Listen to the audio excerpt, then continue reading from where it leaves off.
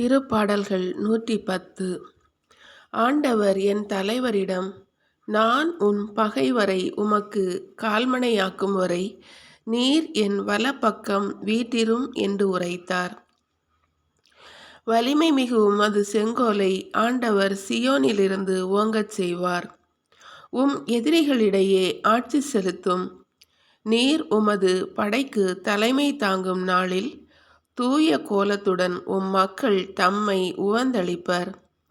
வைகரை கரு உயிர்த்த பனியைப் போல உம் இளம் வீரர் உம்மை வந்தடைவர். மெல்கிசெதேக்கின் முறைப்படி நீர் என்றென்றும் குருவே என்று ஆண்டவர் ஆணையிட்டுச் சொன்னார். அவர் தம் மனதை மாற்றிக்கொள்ளார்.